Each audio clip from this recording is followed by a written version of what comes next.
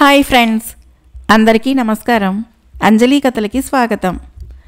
ఈరోజు జానపద నవల పేరు రేచుక్క పగటి చుక్క. ఈ కథను రచించిన వారు ముంగర కోటేశ్వరరావు గారు.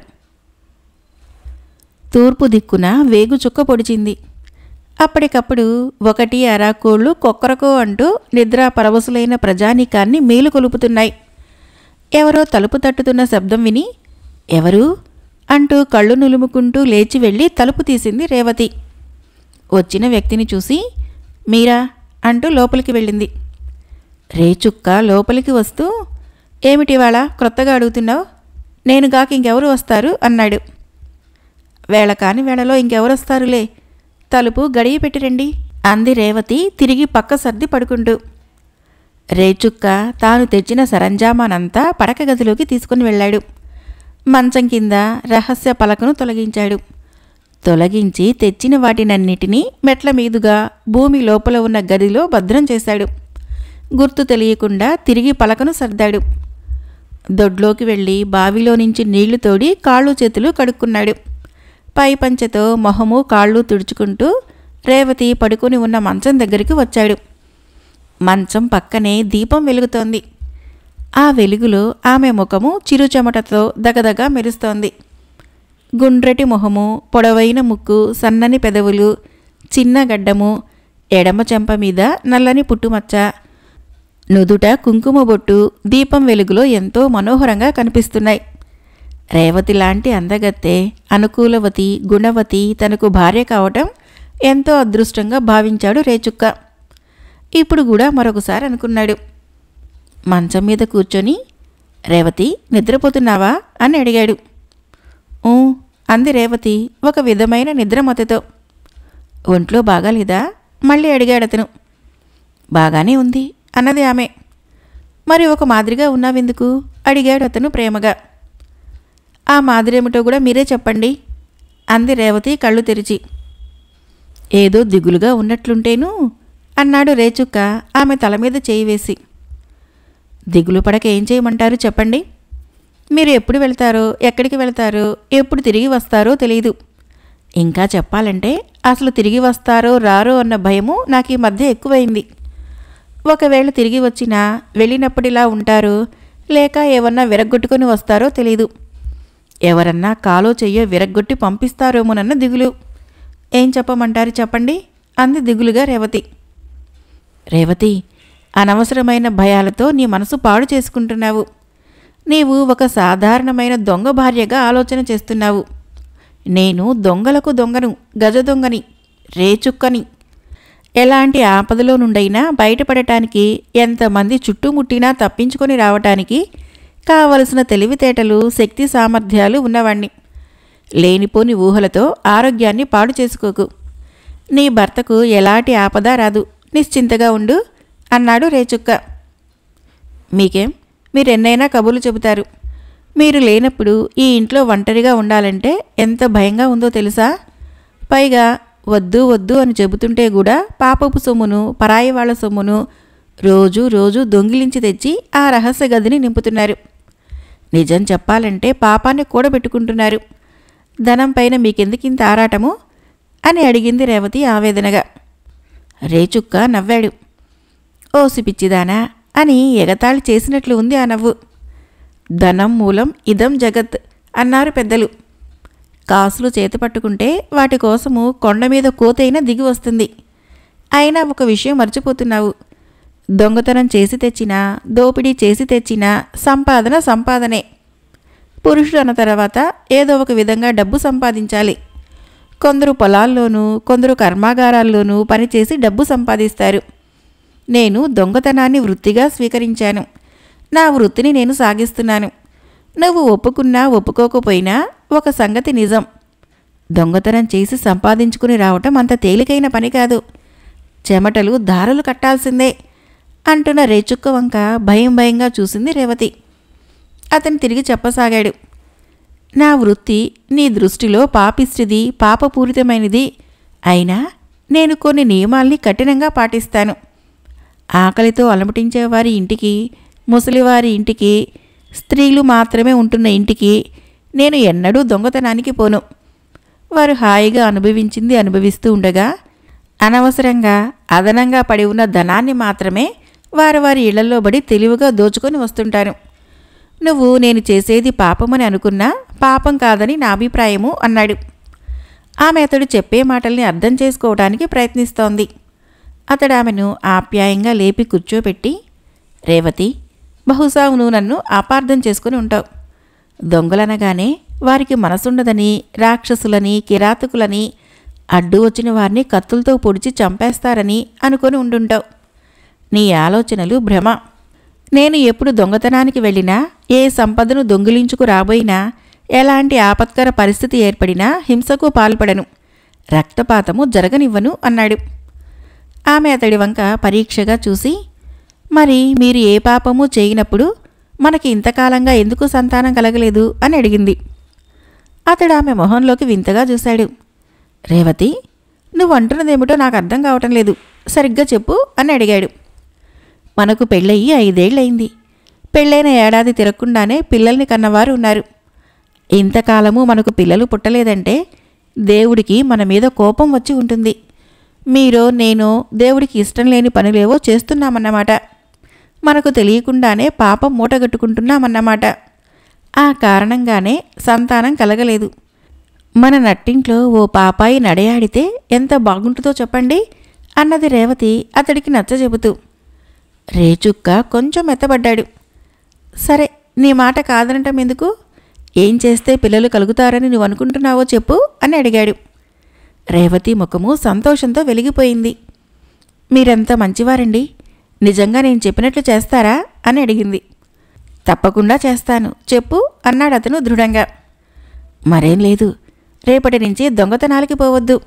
నేను ఒంటరిగా మిమ్మల్ని విడిచిపెట్టి ఉండలేను. ఇప్పుడున్న దాంతో మనం హాయిగా బ్రతకొచ్చు. మన సంతానం కూడా సుఖంగా ఉండవచ్చు.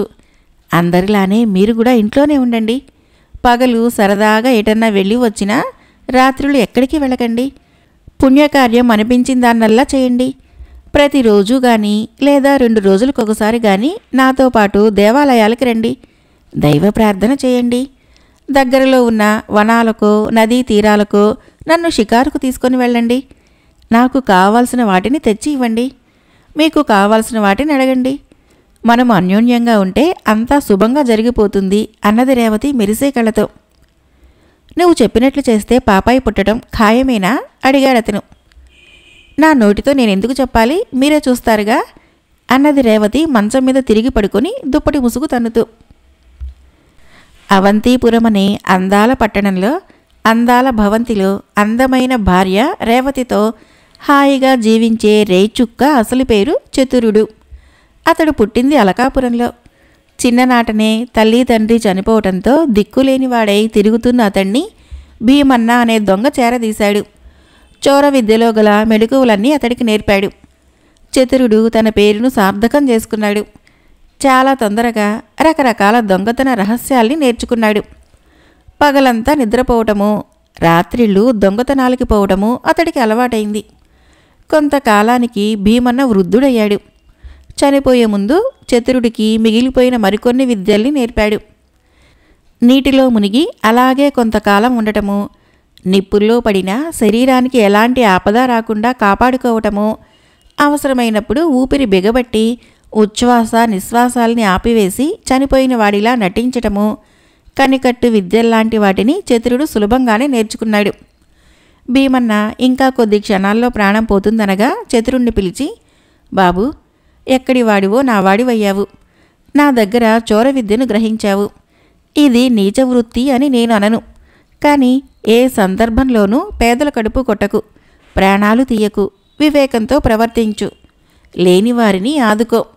ఇప్పటి వరకు ఇక్కడ నీకు బాగానే జరిగింది. నేను మరణించిన తర్వాత ఇక్కడ ఉండకు. అన్ని రోజులు మనవి కావు. దూరదేశానికి వెళ్ళు. అక్కడ స్థిర నివాసం ఏర్పరుచుకో. ఒక్కటి మాత్రం గుర్తుంచుకో, నేను నీకు నేర్పిన విద్యల్ని ఎవరికి పడితే వారికి చెప్పకు. నీవు ఉంటున్న ప్రాంతంలో నీ వృత్తి చాతుర్యాన్ని చూపకు. దూరదేశాల్లో దొంగిలించి నీ ఇంట్లో చేర్చుకుంటూ ఉండు. రేచుక్కవై వెలుగు, నీకు శుభం కలుగుతుంది అని దీవించి కళ్ళు మూశాడు. తల్లిదండ్రుల తర్వాత అంతటి వాడుగా తనను పెంచి పెద్ద చేసిన భీమన్న మరణానికి విచారించి అతడికి ఘనంగా అంత్యక్రియలు జరిపి అతడి పేరు మీదుగా బ్రాహ్మణులకు దానధర్మాలు చేసి అక్కడి నుంచి మకాం ఎత్తేసి అవంతిపురానికి వలస వచ్చాడు. భీమన సంపాదించి ఇచ్చిన సొమ్మును వరహాలుగా మార్చి తెచ్చుకున్నాడు. ఆ సొమ్ముతో అందమైన భవంతి నిర్మించుకున్నాడు. ఆ తర్వాత స్వయంగా తన పడక గదిలో పట్టె మంచం క్రింద రహస్య గదిని తానే ఏర్పాటు చేసుకున్నాడు. దూర ప్రాంతాలకు వెళ్ళి సంపన్నుల ఇళ్లలోనూ వర్తక ప్రముఖుల భవనాల్లోనూ కన్నం వేసో తలుపులు శబ్దం రాకుండా బ్రద్దలు చేసో చొరపడి అందినన్ని విలువైన వస్తువులతో ఇంటికి వచ్చి చేరుతూ ఉండేవాడు. ఎన్ని చోట్ల దొంగిలించినా, ఎన్నిసార్లు దొంగిలించినా, ఎన్నాళ్లుగానూ అలా చేస్తున్నా అతడి ఉనికిని ఎవరూ గుర్తించలేదు. ఏనాడు ఎవరి చేత పట్టుబడలేదు. అలాంటి సందర్భాల్లో తెలివిగా తప్పించుకొని తన ఇంటికి చేరుకునేవాడు. రేవతి పేద పిల్ల. సవతి తల్లి పెట్టే బాధలు భరించలేక బావిలోకి దూకి ఆత్మహత్య చేసుకోబోతుంటే ఆపి ఆమెని ఇంటికి తీసుకొని వచ్చి ఆమె అభిప్రాయం అడిగి తెలుసుకొని దేవాలయంలో శుభముహూర్తాన వివాహం చేసుకున్నాడు. పెళ్ళయి 5 ఏళ్లు గడిచాయి. తన భర్త ఎప్పుడెప్పుడో ఎక్కడెక్కడికో పోవటమో ఇంట్లో ఒంటరిగా ఉండటమో ఆమెకు దుస్సహనంగా అనిపించింది. ఎవరినైనా నౌకలను పెట్టుకోవటానికి మనస్కరించలేదు. ఎందుకంటే ఎక్కడ తన భర్త వృత్తి వారి ద్వారా బయటపడుతుందోనన్న భయం. భర్త దొంగతనాలు చేయటం మానేస్తే పరిస్థితులు చక్కబడతాయని భావించింది రేవతి. అందుకనే సమయం చూసి అతడికి తన అభిప్రాయం చెప్పింది. అతడు అంగీకరించాడు. ఆమె సంతోషించింది. ఆనాటి నుంచి దొంగతనాలకి వెళ్ళటం మానేశాడు. రేవతి కోరికలు తీర్చసాగాడు. ఆమె అడిగిన దాన్ని కాదనే పని లేదు. రోజుకో గుడికి వెళుతున్నారు, ఘడియకో దేవుణ్ణి సేవిస్తున్నారు. రాత్రిళ్ళు అతడు బయటకు పోకపోవటం వలన రేవతి అంతకు మునుపులా కాక హాయిగా సుఖంగా నిద్రపోసాగింది. రేవతి ప్రార్థనల్ని దేవుడు ఆలకించాడా అన్నట్లు ఆమె గర్భం దాల్చింది. రేచుక్క ఆ వార్త విని ఎంతో ఆనందించాడు. 9 నెలలు నిండగానే రేవతి అందాల బాలుణ్ణి ప్రసవించింది. రేచుక్క సంతోషానికి హద్దులు లేవు. పేద ప్రజలకు అన్నదానం చేశాడు. బ్రాహ్మణులకు వరహాలు పంచిపెట్టాడు. మరికొందరికి వస్త్రదానం కూడా చేశాడు. నామకరణ మహోత్సవాన్ని ఘనంగానే జరిపాడు. ఎంతో ధనం ఖర్చు పెట్టాడు. బిడ్డకు గోపాలుడు అని పేరు పెట్టుకున్నారు ఆ దంపతులు. అల్లారు ముద్దుగా పెంచుకుంటున్నారు. దినదిన ప్రవర్ధమానుడైతూ గోపాలుడు 5 ఏళ్లవాడయ్యాడు. ఆ పండుగని, ఈ వేడుకని, ఉయ్యాలలో పాపాయిగా పడుకోబెట్టే సందర్భమని, అన్నప్రాసనని, తప్పటడుగులు వేస్తున్నాడని ఒక్కోసారి ఒక్కో రకం ఖర్చు పెట్టించేది రేవతి. ఒకనాటి రాత్రి తన గదిలో పడుకొని ఆలోచనలో పడ్డాడు రేచుక్క. కొన్నాళ్లుగా తాను పని పాట లేకుండా ఇంట్లోనే కూర్చుంటున్నాడు. సోమరితనం అలవాటైంది. వృత్తిలోని మెళుకువల్ని కూడా మర్చిపోతానేమో. పైగా ఎంతో ధనము కూడబెట్టిన దాంట్లో దాదాపు సగం ఖర్చయిపోయింది. సంతానం లేని రోజులే నయం, సంపాదన ఉండేది. ఇప్పుడు బిడ్డ పుట్టిన తర్వాత ఖర్చు మాత్రమే జరుగుతోంది. ఇలా కొన్నేళ్లు జరిగితే అంతా హరించుకొని పోవచ్చు. చివరకు తాను తన బిడ్డకు ఏమీ మిగిల్చకుండా పోవచ్చు. వాడు కష్టాలు పడవలసి రావచ్చు. ఏదో ఒక మార్గం చూడాలి, తిరిగి సంపాదించాలి. గోపాలుడు భోగభాగ్యాలతో తేలియాడేలాగా ఏర్పాట్లు చేయాలి. ఇందుకు వేరే మార్గం ఏదీ ప్రయోజనం లేదు. తాను నేర్పరితనాన్ని సంపాదించిన చోర వృత్తినే తిరిగి స్వీకరించాలి. అతడి ఆలోచనలు అలాగే తీగలుగా సాగుతున్నాయి. ఇంతలో దేవాలయంలో కథా కాలక్షేపం విని గోపాలుడితో తిరిగి వచ్చింది రేవతి. ముందు గోపాలుడికి అన్నం పెట్టి అతన్ని పడుకోబెట్టి నిద్రపుచ్చింది. ఆ తర్వాత భర్తకు అన్నం వడ్డించింది. తాను వడ్డించుకొని సరసనే కూర్చొని భోజనం చేయసాగింది. ఆలోచనలతో సతమతమవుతున్న రేచుక్క అన్నం కలుపుతున్నాడే కానీ ముద్దలు చేసుకొని నోట్లో పెట్టుకోవటం లేదు. వెంటనే రేవతి, ముందు భోంచేయండి, ఆలోచించవలసింది ఏదన్నా ఉంటే తర్వాత ఆలోచిద్దురుగాని అన్నది. ఏం లేదు అంటూ తడబడుతూ ఎలాగో భోజనం ముగించాననిపించాడు. రేవతి భర్తకు తాంబూలం అందించి పట్టె మంచం మీద అతడు పడుకోగా పట్టె మీద కాళ్ళు వేలాడేసుకుని తాను కూర్చుంది. ఆ మాట ఈ మాట మాట్లాడుతూ రేచుక్క తన మనసులో కలిగిన ఆలోచనలు ఆమెతో చెప్పాడు. భర్త మనసులో ఏర్పడిన మార్పుకు ఆమె విస్తుపోయింది. తన సుఖము తాత్కాలికమేనా? తిరిగి తనకు భయాలు, ఆందోళనలు, కలత నిద్రలు తప్పవా అన్న చింత బయలుదేరింది. కాకపోతే ఇంతకు ముందు ఒంటరిగా ఉండేది, ఇప్పుడు కొడుకు ఒకడున్నాడు, అంతే తేడా. ఇప్పుడు మనకున్నది మన బిడ్డకు చాలదా?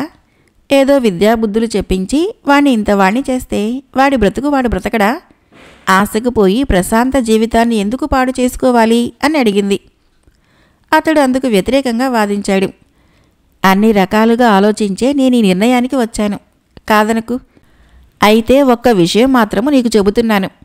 అన్యాయం చేయను, అక్రమానికి దిగను, ప్రాణాలు తీయను, పాపం మూటగట్టుకొను. ఏ రాజుగారి ఖజానానో దోచుకొని వస్తాను. మాటిమాటికి వెళ్లాల్సిన అవసరం లేకుండా చేసుకుని వస్తాను అన్నాడు. రేవతి అతడితో వాదించి లాభం లేదనుకున్నది. భగవంతుడే అతన్ని కాపాడాలి అనుకున్నది.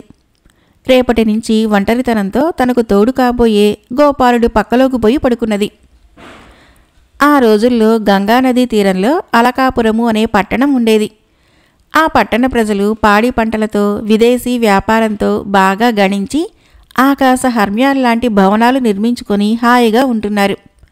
ఆ పట్టణాన్ని రాజధానిగా చేసుకొని మందారవర్మ అనే రాజు ప్రజా సంక్షేమాన్ని దృష్టిలో ఉంచుకొని వారికి సకల సౌకర్యాలు కలిగిస్తూ ధర్మంగా పరిపాలిస్తున్నాడు. కరువు కాటకాలు, అంటువ్యాధులు, విదేశీ దండయాత్రలు లాంటివి లేకపోవటం వలన అతడి ఖజానా అంతులేని సంపదతో మూలుగుతూ ఉండేది. వర్తకులు, పురప్రముఖులు చేసిన కానుకలతో మందారవర్మ కోశాగారము నిండు గర్భిణిలా నిండిపోయింది. రేచుక్క 3 రోజుల పాటు నిర్విరామంగా ప్రయాణం చేసి అలకాపురం చేరుకున్నాడు. పేదరాశి పెద్దమ్మ ఇంట్లో గది అద్దెకు తీసుకున్నాడు. నగర పరిస్థితుల్ని ఆమె ద్వారా విన్నాడు. రాజుగారి ఖజానా వివరాల్ని తెలుసుకోవటానికి ప్రణాళిక వేసుకున్నాడు. సాయంకాలము కోట వైపుకు షికారుకు వెళ్ళాడు. దారి పొడుగున ఎత్తైన సుందర భవనాలు, విలువైన ఆభరణాలతో, వస్త్రాలతో తిరిగే స్త్రీ పురుషులు, వెండి బంగారాల అంగళ్ళు అతడికి కనిపించాయి. ఈ పట్టణ ప్రజలు ఒక్కొక్కరు కుబేరుడితో సమానమా అన్న భ్రమ కలిగింది అతడికి. రాత్రి చీకటి పడిన తర్వాత మారువేషం వేసుకుని పానసాలకు వెళ్ళాడు. బంగారు జరీతో మెరిసే బట్టలతో వరహాల్ని విచ్చలవిడిగా విసిరేసే అతన్ని ఎవరో రాజప్రముఖుడని భావించారు అక్కడివారు. అక్కడ అప్సరసల్లాంటి చిన్నది నగిశీలి దిద్దిన పాత్రల్లో మధువును అందరికీ పంచుతున్నది. వరహాల్ని కురిపించిన వారిని మరింత ఆదరంగా చూస్తోంది. బాగా డబ్బున్నవారు, రాజుగారి కొలువులో మంచి మంచి పదవుల్లో ఉన్నవారు అక్కడికి వచ్చారు. అందులో కొందరు తప్పతాగారు. నోటికి వచ్చినట్లు మాట్లాడుతున్నారు. మాట్లాడకూడని విషయాలు కూడా వారి నోట వెంట వస్తున్నాయి. కోశాధికారి కిశోరసింహుడు కూడా ఆ రోజు పానశాలకు వచ్చాడు. ఆ రోజే అతడి నెల జీతం అందుకున్నాడు. దాదాపు జీతమంతా అప్సరసలాంటి ఆ చిన్నదానికి అందించాడు. ఆమె నవ్వుతూ పాత్రల్లో మధువును నింపి తెచ్చి ఇస్తోంది. అతడు తాగుతూ నోటికి వచ్చినట్లు పేలుతున్నాడు. అతడి పక్కనే కూర్చున్నాడు రేచుక్క. మెల్లగా అతడితో స్నేహం కలుపుకున్నాడు. ఆమె చేతికి 100 వరహాలు ఇచ్చి మరింత మధువును కిశోరసింహుడు చేత తాగించాడు. అతడు తాగిన మైకంలో ఖజానా రహస్యాల్ని తెలియకుండా వాగేశాడు. రేచుక్క తన పని అంత తేలిగ్గా అవుతుందని అనుకోలేదు. తన పని పూర్తిగానే ఆ చిన్నదాని చేతిలో ఉంచుకోమని 5 వరహాలు ఉంచి పేదరాశి పెద్దమ్మ ఇంటికి తిరిగి వచ్చాడు. పెద్దమ్మ అతడికి చక్కగా కోడి మాంసం వండి పెట్టింది. తీయని పాయసం కాచి ఇచ్చింది. నేతి గారెలు వడ్డించింది. గడ్డ పెరుగును ఆఖరులో వేసింది. హాయిగా భోంచేసి నిద్రపోయాడు రేచుక్క. మరునాడు నిద్రలేచి కాలకృత్యాలు తీర్చుకొని మారువేషం వేసుకుని ఉద్యానవనానికి వెళ్ళాడు. పూల చెట్ల మధ్య పచ్చగడ్డిలో పడుకున్నాడు. క్రితం రాత్రి కిశోరసింహుడు ఇచ్చిన వివరాల్ని గుర్తుకు తెచ్చుకున్నాడు. మరికొన్నిటిని ఊహించుకున్నాడు. అంతటితో ఖజానాను దోచుకోవటానికి అతడికి మార్గం బోధపడింది. ఆ తర్వాత 2 రోజులు ఖజానా ప్రాంతాన్నంతా క్షుణ్ణంగా పరిశీలించి ఏ చోట్ల ఎంతమంది రక్షక భటులు కాపలా ఉన్నారో వారి కళ్ళ నుంచి ఎలా తప్పించుకోవాలో నిర్ణయించుకున్నాడు. ఎటువైపు నుంచి ఏ సమయంలో దోపిడీ చేయాలో, ఏ దారి నుంచి బయటపడాలో కూడా నిశ్చయించుకున్నాడు. పకడ్బందీగా ప్రణాళిక వేసుకున్నాడు. అంతలో అమావాస్య కూడా వచ్చింది. ఆనాటి అర్ధరాత్రి దాదాపు పట్టణమంతా మాటుమణిగిన తర్వాత రేచుక్క తన కార్యక్రమం ప్రారంభించాడు. గడియల్లో ఖజానాను చేరాడు. కన్నం వేసి లోపలికి ప్రవేశించాడు. అక్కడి సంపదను చూసి అతడి కళ్ళు చెదిరాయి. నవరత్నాల రాసులు, వరహాల మూటలు, గుట్టలు గుట్టలుగా ఆభరణాలు చిందరవందరగా పడి ఉన్నాయక్కడ. ప్రపంచంలో ఉండే రత్నరాసులన్నీ అక్కడే ఉన్నాయా అనిపించింది అతనికి. ఆలస్యం చేయటము అనర్థాలకు దారి తీస్తుందని గ్రహించిన రేచుక్క మోయగలిగినన్ని వరహాల్ని, నగల్ని మూటగట్టుకొని మిగతా వాటిని వదిలేసి పోవలసి వస్తుంది అన్న బాధతో, ఇంతకంటే దారి లేదన్న భావంతో ఎలాంటి అలికిడి చేయకుండా బయటపడ్డాడు. అర్ధరాత్రి, అందులోనూ అమావాస్య చీకటి అతడికి అన్ని రకాలుగా సహాయపడ్డాయి. వాయువేగ మనోవేగాలతో నగరం బయటకు చేరుకున్నాడు. పాడుబడిన గుడి వెనక చెట్లకు కట్టివేయబడిన గుర్రాన్ని ఎక్కాడు. అంతకు ముందే చీకటి పడే ముందే పెద్దమ్మతో వెళ్ళిపోతున్నానని చెప్పి 3 రోజులకు సరిపడా ఆహారాన్ని మూటగట్టించుకున్నాడు. దాన్ని గుర్రం మీద సర్ది ఆ గుర్రాన్ని గుడి వెనక కట్టివేసి సిద్ధం చేసి ఉంచుకున్నాడు. ఇంకేముంది, ఆ గుర్రము పంచకళ్యాణిలా సకిలించి వాయువేగ మనోవేగాలతో సాగింది. కాలకృత్యాలకు మాత్రము ఆగుతూ, గుర్రానికి దాణా వేస్తూ, సరస్సుల్లో నీరు తాగిస్తూ 3 రాత్రుళ్ళు 3 పగళ్ళు నిర్విరామంగా ప్రయాణం చేశాడు రేచుక్క. అయితే అతడు తన ఊరికి ప్రయాణం చేయలేదు. పొరుగు దేశానికి వెళ్ళాడు. రాజధాని నగరము రత్నపురం చేరుకున్నాడు. పట్టణానికి బయట ఒక చెట్టు క్రింద గొయ్యి తవ్వి దొంగిలించిన సొమ్మును పాతిపెట్టాడు. పొలిమేరలో ఉన్న కాళికామాతను దర్శించి ప్రార్థించి నగరంలోకి అడుగుపెట్టాడు. హమ్మయ్య అని హాయిగా ఊపిరి పీల్చుకున్నాడు. గుర్రాన్ని ఉంచుకోవటం మంచిది కాదనుకున్నాడు. దాన్ని స్వేచ్ఛగా వదిలేశాడు. అప్పుడే తెల్లవారింది. ఒక చెరువులో కాలకృత్యాలు తీర్చుకొని రేచుక్క మారువేషం వేసుకున్నాడు. పేదరాశి పెద్దమ్మ ఇంటికి వెళ్ళాడు. గది అద్దెకు తీసుకుని భోంచేసి సాయంకాలం వరకు బాగా నిద్రపోయాడు. చీకటి పడిన తర్వాత అలా షికారుకు బయలుదేరాడు. అటూ ఇటూ తిరుగుతూ ఉండగా ఒక దేవాలయం కనపడింది. అందులో ఆ రోజు ఏవో ఉత్సవాలు జరుగుతున్నట్లున్నాయి. రంగురంగుల దీపాలతో, తోరణాలతో బ్రహ్మాండంగా అలంకరణలు చేయబడ్డాయి. సన్నాయి మేళము మనోరంజకంగా వినిపిస్తోంది. రేచుక్క మెల్లగా గుడి లోపలికి ప్రవేశించాడు. వేడుకల్ని చూస్తూ ఉండగా అతడి కళ్ళు చెదిరిపోయేటట్లుగా ఓ అద్భుత సౌందర్య రాశి అతడి కళ్ళబడింది. ఆమె అప్పుడే దేవలోకాన్నించి తిరిగి వచ్చినట్లుంది. ఆమె నవ్వుతుంటే రత్నాలు రాలిపడుతున్నట్లు, నడుస్తుంటే నెమళ్ళు నాట్యం చేస్తున్నట్లు అనిపించింది అతనికి. ఆమె భగవంతుణ్ణి ప్రార్థన చేస్తూ పాట పాడింది. రేచుక్కని ఆ పాట ఏ లోకాలకో తీసుకొని పోయింది. ఆలయంలో పూజలు పూర్తి కాగానే వచ్చిన వారందరికీ ప్రసాదాలు పంచిపెట్టబడ్డాయి. రేచుక్క ప్రసాదాన్ని అందుకొని ఆమెనే గుర్తుకు చేసుకుంటూ పేదరాశి పెద్దమ్మ ఇంటికి చేరాడు. ఆమెకు ఆ ప్రసాదాన్ని ఇచ్చి తాను చూసిన స్త్రీని గురించి ఆమెకు చెప్పాడు. అతడు చెప్పిన గుర్తుల ప్రకారము ఆమె ఎవరో కాదని, రత్నమాల అనే సంపన్నురాలి కుమార్తె అని, పేరు జయమాల అని పెద్దమ్మ అతడికి తెలియచెప్పింది. రేచుక్క మరింత ఆసక్తితో వివరాలు అడిగాడు. బాబు, నువ్వెంతో మంచివాడివిలా కనిపిస్తున్నావు. పైగా పరదేశీవి. నువ్వు వచ్చిన పనేదో చూసుకొని నీ దాన నువ్వు వెళ్ళిపో. నువ్వా జయమాల పైన ఆశ పెట్టుకోకు. ఆమె తల్లి రత్నమాల ఎంతో సంపాదించింది. అయినా కుమార్తె ద్వారా కూడా ఎంతో సంపాదించాలని ఆమె ఆరాటం. ఆమె ఆశకు అంతులేదు. వరహాల్ని వర్షం కురిపించగలిగిన వారికి కుమార్తె చేత ఆతిథ్యం ఇప్పిస్తుంది, సేవలు చేయిస్తుంది, విందు భోజనాలు ఏర్పరుస్తుంది, మధువును తెప్పిస్తుంది, చదరంగం ఆడిస్తుంది. అతిథులు కావాలని ఆశపడి మరింత డబ్బిస్తే గజ్జె కట్టించి కుమార్తెతో నాట్యం చేయిస్తుంది, పాటలు పాడిస్తుంది. ఇంతెందుకు, డబ్బున్నవాడికి ఆమె వలన ఎంత సుఖమైనా లభిస్తుంది.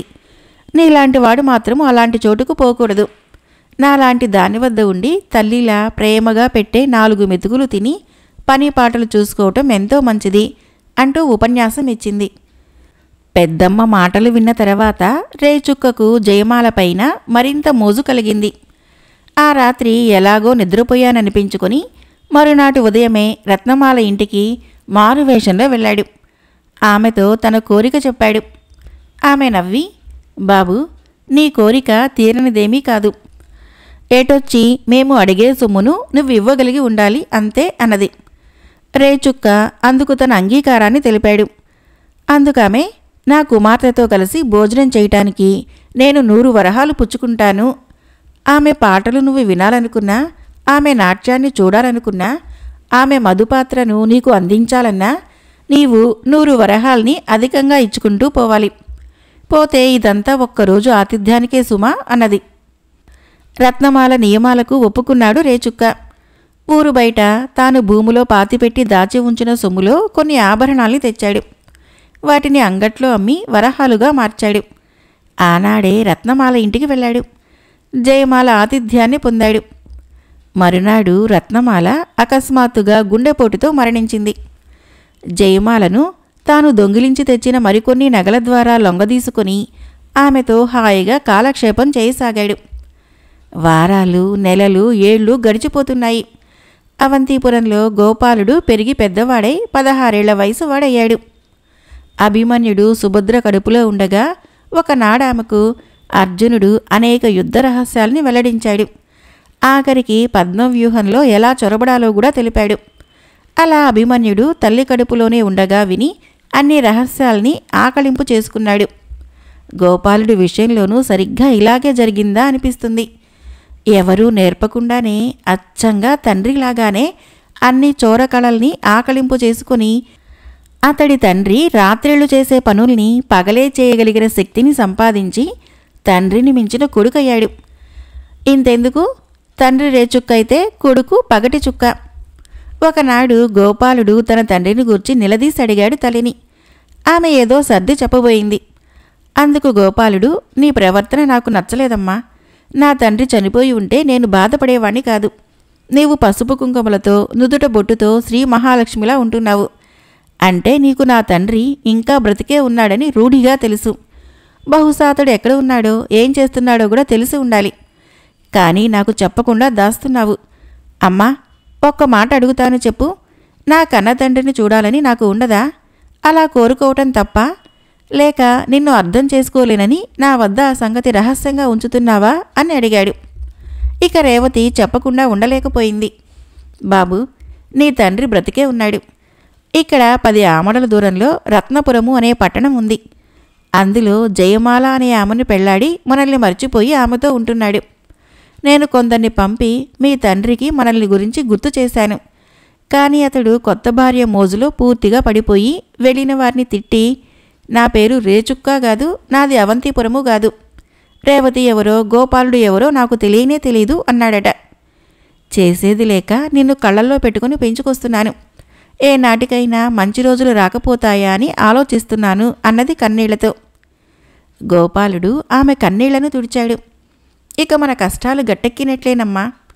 రేవతి ఎవరో గోపాలుడు ఎవరో తెలియచెప్పి నా తండ్రిని నేను తిరిగి పిలుచుకొని వస్తాను అన్నాడు ఆవేశంగా. అందుకు రేవతి ఆందోళన చెందింది. నువ్వు చిన్నవాడివి, అందులో అది పొరుగు దేశం, పైగా నీకు ఆవేశం ఎక్కువ, నాకు భయంగా ఉంది అన్నది.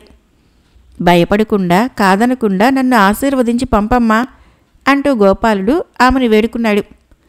ఆమె అతన్ని కాదనలేక అలాగే ఆశీర్వదించి పంపింది. ఆ మరునాడే పగటి చుక్కలాంటి గోపాలుడు రత్నపురానికి బయలుదేరాడు. వెళ్లే ముందు తల్లి వద్ద తండ్రి వివరాల్ని అనేకం తెలుసుకున్నాడు. తండ్రి సులభంగా గుర్తుపట్టగలిగే ఒక కాశ్మీరు శాలువాను తనతో పాటు తీసుకున్నాడు.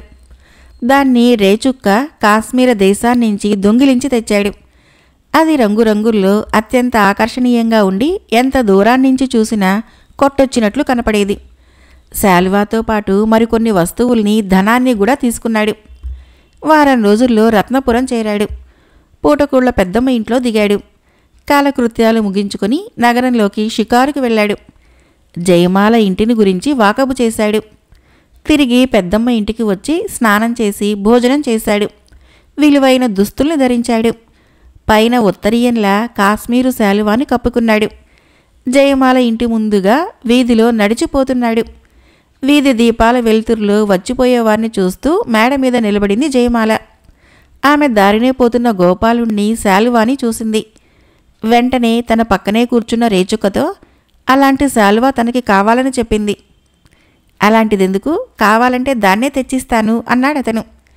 తన శాలువా వంక చూసి వారు మాట్లాడుకోవటం విన్నాడు పగటి చుక్క.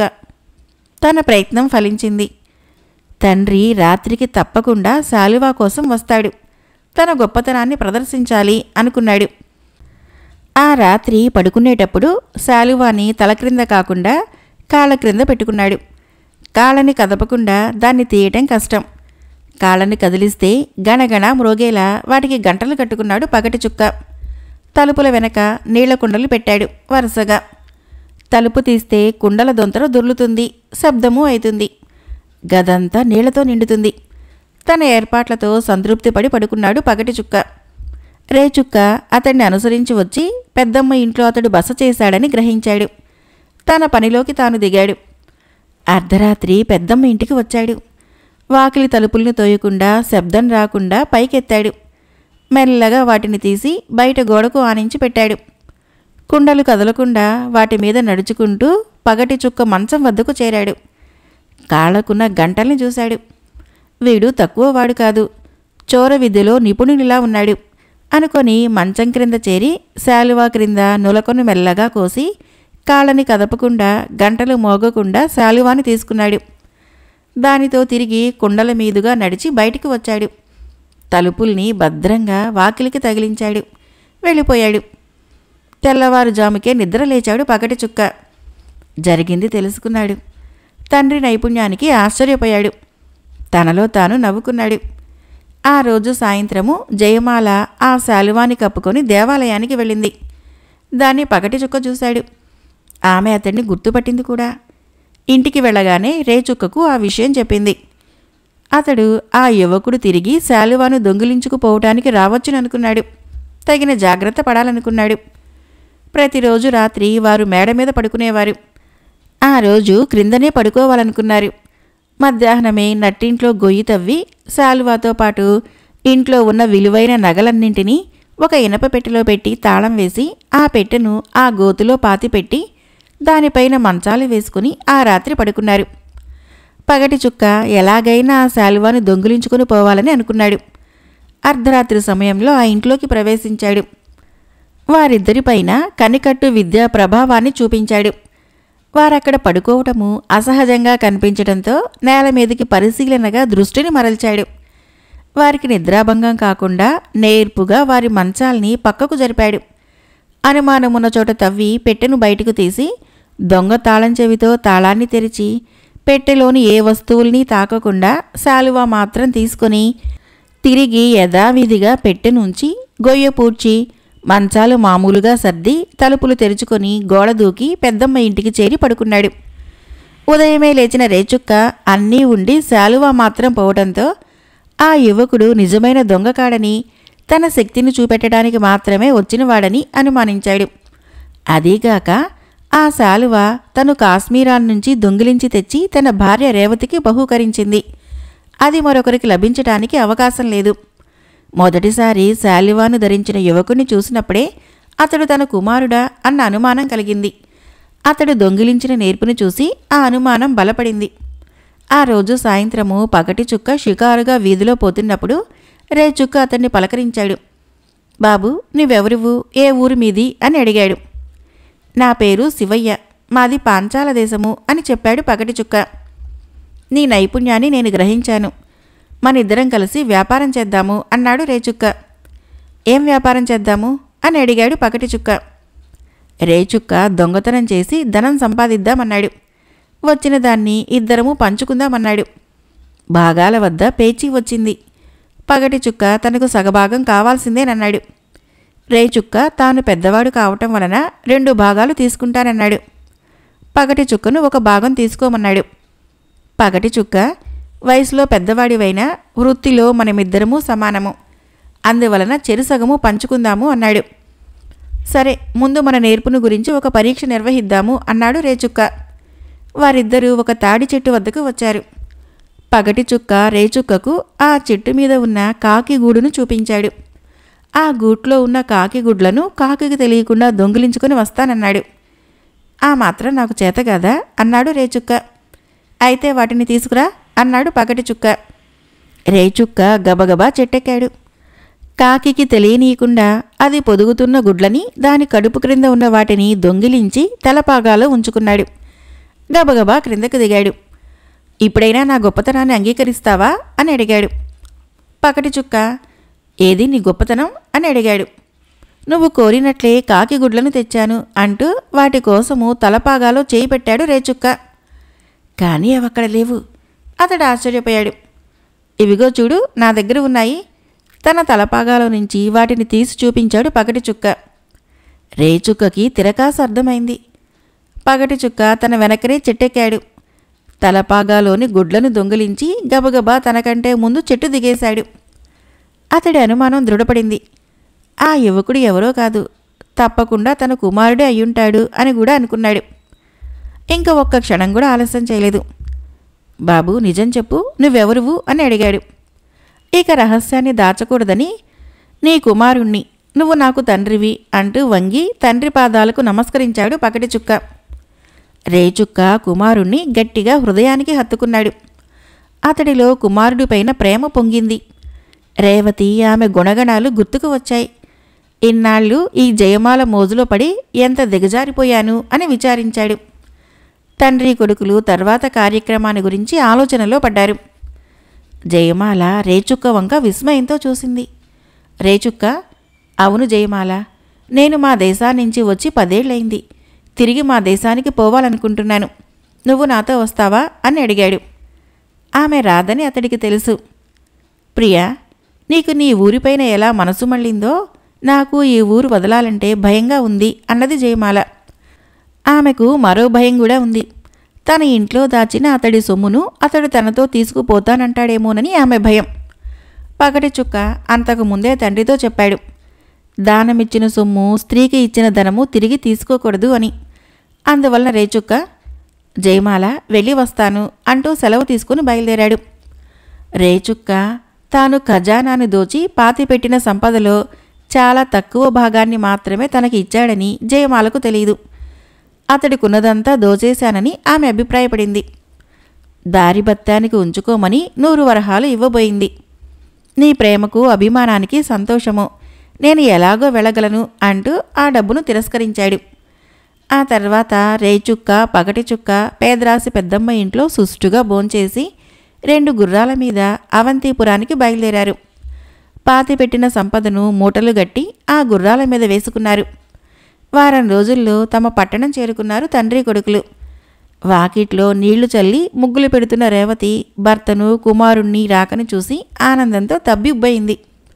జయమాల వలలో పడిపోయిన తండ్రిని ఒప్పించి తీసుకుని వచ్చిన పగటి చుక్కను ఆమె హృదయపూర్వకంగా అభినందించింది.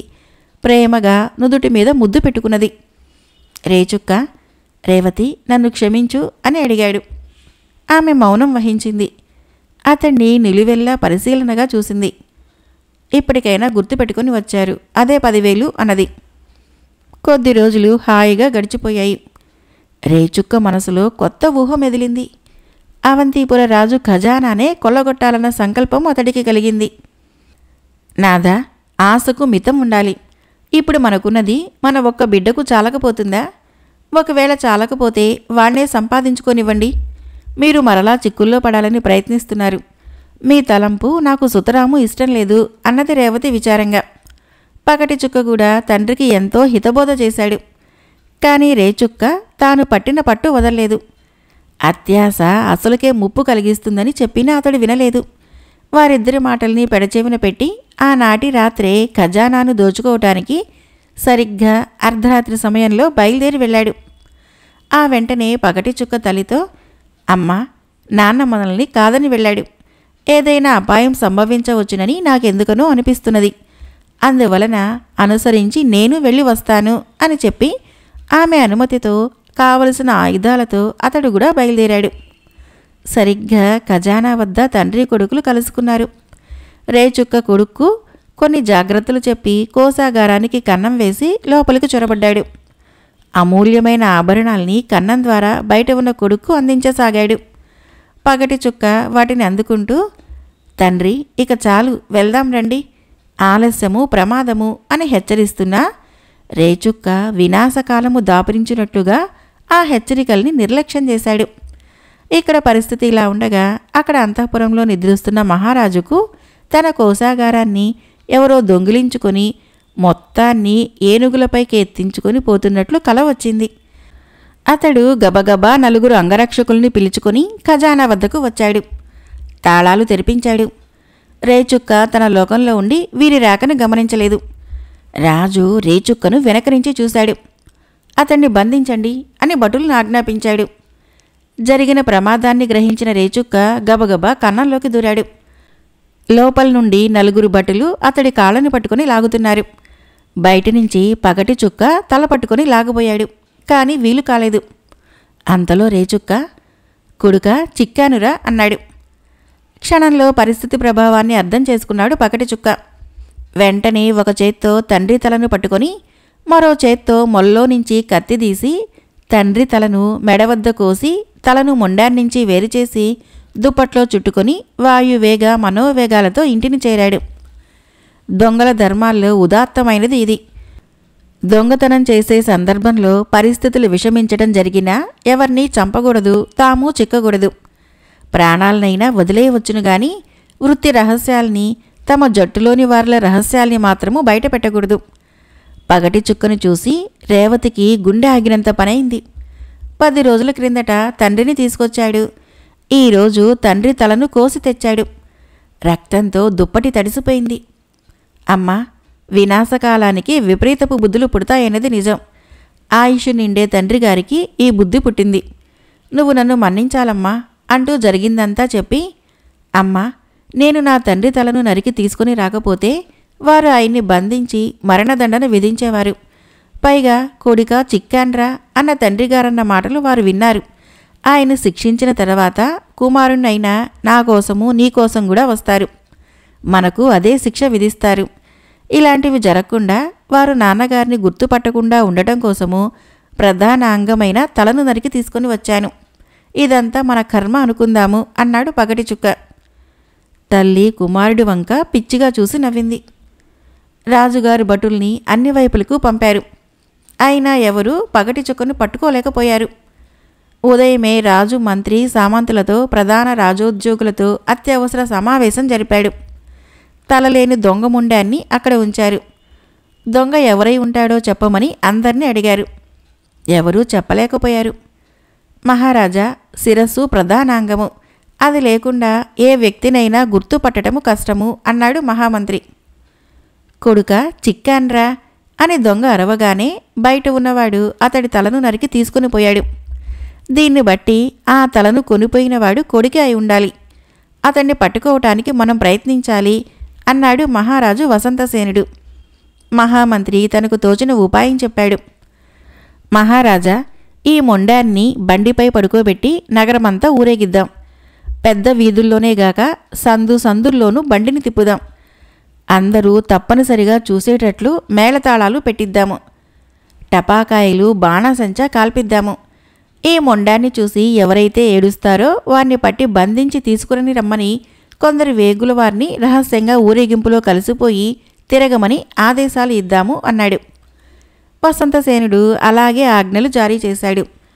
రేచుక్క మొండాన్ని ఊరేగించడానికి సకల సన్నాహాలు జరిగాయి. కాస్త పొద్దెక్కేసరికి రాజవీధిలో ఊరేగింపు ప్రారంభమైంది. దాన్ని చూసిన బకటి చుక్క గబగబా ఇంటికి పోయాడు. అమ్మా, నువ్వు ధైర్యంగా ఉండాలి.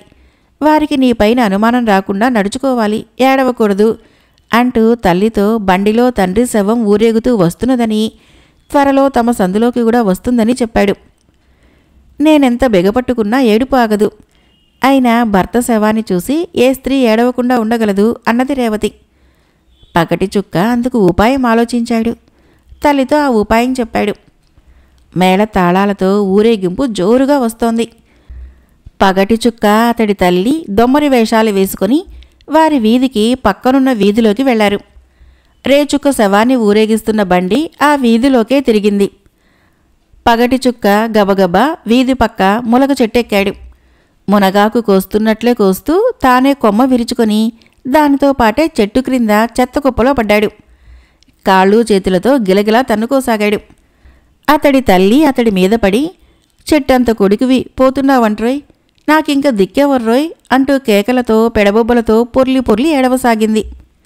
ఊరేగింపులో కలిసిపోయి వస్తున్న రాజుగారి వేగులవారు ఆమె వద్దకు వచ్చి ఆమె ఏడుపును గురించి విచారించారు. అందుకామె, ఏం చెప్పేది నాయన్లారా, పుట్టినప్పటినుంచి వీడికి ఏదో ఒక రోగం వస్తూనే ఉన్నది. 10 రోజుల నుంచి వీడికి జ్వరం కాగిపోయి మొన్ననే తగ్గింది. నిన్ననే పథ్యం పెట్టాను. నోటికి రుచి తెలియటం లేదని ములగాకు వండి పెట్టమని అడిగాడు.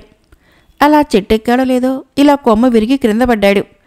నాయనోయ్, ఇక నాకు దిక్కెవర్రోయ్ బాబోయ్ అంటూ తిరిగి కొడుకు మీద పడి ఏడవసాగింది రేవతి.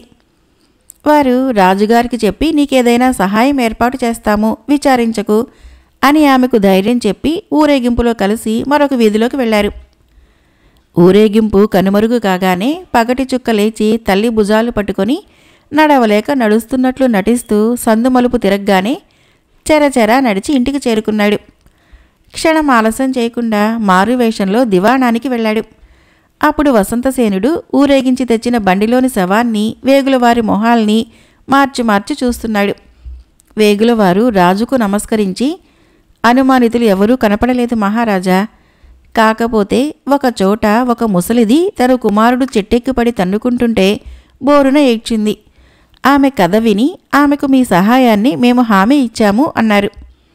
వసంతసేనుడికి కోపం వచ్చింది. ఓరి దద్దములారా, చెట్టు మీద నుంచి పడినవాడే దొంగ కొడుకు, ఆ ముసలిది దొంగ భార్య. మీ కంట్లో కారం కొట్టి మొగుడి శవాన్ని కళ్ళారా చూసి ఏడ్చి వెళ్ళిపోయింది. కావాలంటే పోయి చూడండి, అక్కడ వారు ఉండరు అన్నాడు. వేగులవారు గబగబా పోయి విచారించారు. రాజు చెప్పిందే నిజమైంది. దొమ్మరి స్త్రీ గాని ఆమె కుమారుడు గాని అక్కడ లేరు.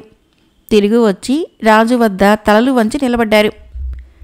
మహామంత్రి దొంగ కొడుకును పట్టుకోవటానికి మరొక ఉపాయం చెప్పాడు.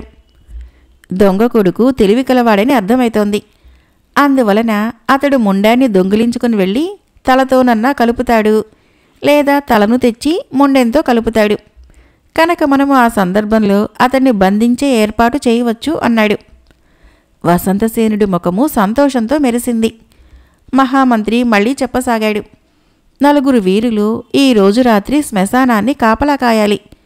వారు కాటి కాపరులాగా వేషాలు వేసుకుని అక్కడ ఉండాలి. దొంగ శవాన్ని దహనం చేయటానికి ఏర్పాట్లు చేయాలి. దొంగ కొడుకు తప్పకుండా చితి వద్దకు వస్తాడు. తలను తెచ్చి మంటలో పడేస్తాడు. ఆ సమయంలో అతన్ని బంధించాలి అన్నాడు. వసంతసేనుడు అలాగే జరిగేటట్లు ఆజ్ఞలు జారీ చేశాడు. చీకటి పడిన తర్వాత రేచుక్క శవము శ్మశానానికి చేరింది. కట్టెలు బాగా ఎండిన పిడకలతో చితిని పేర్చి దానిపైన శవాన్ని ఉంచి నిప్పు అంటించారు. క్షణాలలో మంటలు ఏర్పడ్డాయి. అగ్నిజ్వాలను చూస్తూ రాబోయే దొంగ కొడుకును ఊహించుకుంటూ 4 వీరులు జాగ్రత్తగా కాపలా కాయసాగారు. ఇంతలో ఒక వింత జరిగింది. భయంకరమైన రూపంతో, చంకల్లో దివిటీలతో, పెద్ద పళ్ళెంలో హారతితో, ఒక చేతితో కత్తిని, మరొక చేతితో ఒక మనిషి తలను పట్టుకొని, మెడ నిండా రకరకాల దండలు వేసుకొని హూంకరిస్తూ పెడబొబ్బులు పెడుతూ ఓ రాక్షసుడు అటువైపుకు వచ్చాడు. అతడు నవ్వుతుంటే శ్మశానము రాక్షస లోకంగా అనిపించింది. అతడి అరుపులు దగ్గరలో ఉన్న కొండల్లో ప్రతిధ్వనించాయి. కాటి కాపర్లుగా ఉన్న 4 వీరులకి ముచ్చెమటలు పోశాయి. గుండెలు తడబడ్డాయి. మూర్ఛ వచ్చినంత పనైంది వారికి. ఎప్పుడో దొంగ కొడుకు వస్తాడని, తన తండ్రి తలను ఆ చితిలో పడేస్తాడని ఎదురు చూస్తున్న వారికి ఈ రాక్షసుడి రాక కలవరాన్ని కలిగించింది. ఆలస్యం చేస్తే తమ శిరస్సులను కూడా ఖండించి అలాగే చేత్తో పట్టుకుని పోతాడేమోనన్న భయం వారికి కలిగింది. అంతలో రాక్షసుడు పొడవైన తన నాలుకను బయటకు చాపి ఖడ్గాన్ని జొలిపిస్తూ వికవిక నవ్వుతూ వారి వైపుకు వచ్చాడు. బ్రతుకుంటే బలుసా కన్నా తిని బ్రతకవచ్చుననే సంకల్పంతో, మిక్కిలి భయంతో వారు తమ కాళ్ళకు బుద్ధి చెప్పారు. రాక్షసుడి వేషంలో వచ్చిన పగటి చుక్క గబగబా తన కార్యక్రమం పూర్తి చేశాడు. తండ్రి కాష్టానికి 3 సార్లు ప్రదక్షిణం చేశాడు. తాను తెచ్చిన తండ్రి తలని మండుతున్న కాష్టంలో పడవేశాడు. తాను ఇంటి వద్ద నుంచి పళ్ళెరంలో తెచ్చిన నిప్పుల్ని కూడా చితిలో పడవేశాడు. తండ్రిని మనసారా ధ్యానించుకున్నాడు. దివిటీల్ని కూడా అందులో పడవేశాడు. కొడుకుగా తన తండ్రికి తలకొరివి పెట్టిన పుణ్యం దక్కిందనుకుని సంతోషపడ్డాడు. అక్కడ నుంచి ఇంటికి బయలుదేరాడు. మార్గమధ్యంలో ఒక చెరువులో 3 సార్లు మునిగాడు. శుభ్రంగా స్నానం చేశాడు. వేరు వస్త్రాలు ధరించాడు. ఇంటికి చేరి జరిగిన సంగతి తల్లికి చెప్పి తన గదిలోకి వెళ్ళి పడుకున్నాడు. రేవతికి అంతా అగమ్యగోచరంగా కనిపించసాగింది. మరునాటి ఉదయము వసంతసేనుడు కొలువు తీరి ఉండగా క్రితం రాత్రి కాటి కాపర్లుగా నటించిన 4 వీరులు వచ్చి జరిగిన వృత్తాంతాన్ని నివేదించారు. మహాప్రభు, మమ్మల్ని మన్నించాలి. మేము ఎంతో జాగ్రత్తగా దొంగ కొడుకు కోసం ఎదురు చూస్తున్నాము. అయితే మా పాలిటి యముడిలా తాటి చెట్టు ఎత్తున్న బ్రహ్మరాక్షసుడొకడు శ్మశానానికి వచ్చాడు. రక్తపు కనుగుడ్లతో, పొడవైన నాలుకతో, కాగడాలతో పెడబొబ్బలు పెడుతూ మా పైకి వచ్చాడు. అతడి చేతిలో రక్తం గక్కుతున్న తల ఉంది. మా తలల్ని కూడా తెగవేసి అన్ని తలల్ని మాలకట్టి మెడలో వేసుకోవటానికి ప్రయత్నించాడు. దేవుడి దయ వలన బ్రతికి బయటపడ్డాము. కానీ లేకపోతే రాత్రే చచ్చి ఉండేవాళ్ళము అంటూ జరిగిన దానికి మరికొంత జోడించి చెప్పారు. ఓరి దద్దమ్మలారా, మీరు వీరులు కాదు గదా, తెలివిలేని దద్దమ్మలు, పిరికి పందలు. ఆ వచ్చిన రాక్షసుడే దొంగ కొడుకు. బహుశా ఆ దొంగ కొడుకు చచ్చిన దొంగను మించిన వాడే ఉంటాడు. తన కనికట్టు విద్యతో మీకు భ్రమ కలిగించి ఉంటాడు. అతన్ని మీరు నిజంగా బ్రహ్మరాక్షసుడనుకొని బ్రహ్మాండంగా పారిపోయి వచ్చి ఉంటారు. మిమ్మల్ని పంపటం నాదే తప్పు అంటూ మహారాజు వారిని తన ఎదుటి నుంచి వెంటనే వెళ్ళిపోమన్నాడు. వారు వెళ్ళిపోయారు. రాజు తన అంగరక్షకాధిపతి నరేంద్రుణ్ణి పిలిపించాడు. నరేంద్ర, ఎవరిని పంపినా దొంగ కొడుకు చేతిలో మోసపోయి వస్తున్నారు. ఈసారి నమ్మకస్తులైన 4 భటుల్ని తీసుకొని శ్మశానానికి నీవే వెళ్ళు. అతను చితిమీద పాలు పోయటానికి తప్పక వస్తాడు. అతన్ని సమయం కనిపెట్టి బంధించి తీసుకునిరా అని చెప్పాడు. చిత్తం మహాప్రభు అంటూ అతను మెరికెల్లాంటి 4 భటుల్ని తీసుకొని శ్మశానానికి వెళ్ళాడు. జాగ్రత్తగా కాపలా కాస్తున్నాడు. పగటి చుక్క ఆనాటి తెల్లవారుజామునే లేచి మారువేషం వేసుకుని పక్కనున్న పల్లెకు వెళ్ళాడు. 7 రకాల పరిమాణాలు గల కుండల్ని కొన్నాడు. వాటి నిండా పాలు కొని పోశాడు. తలకు పాగా చుట్టుకొని ఆ పాలకుండల్ని తల మీద దొంతర్లుగా పెట్టుకుని నగరం వైపుకు బయలుదేరాడు. అతన్ని చూసిన వారు గొల్లవాడనుకుంటారు గాని ఎంతమాత్రమూ అనుమానించరు. పగటి చుక్క వేగంగా నడుస్తూ శ్మశానం వైపు వచ్చాడు. శ్మశానానికి అడ్డంగా రాసాగాడు. అంతలో అక్కడికి ఒక భటుడు ఎదురు వెళ్ళి, ఎవరు నువ్వు, ఎక్కడికి వెళ్తున్నావు అని అడిగాడు. అందుకు పగటి చుక్క, బాబు, మాది పక్కనున్న పల్లెటూరు రామాపురం. మా ఆవుల మందలో 3 ఆవులు రాత్రే ఈనాయి. జున్నుపాలని రాజుగారి కోసం తీసుకుని వెళ్తున్నాను.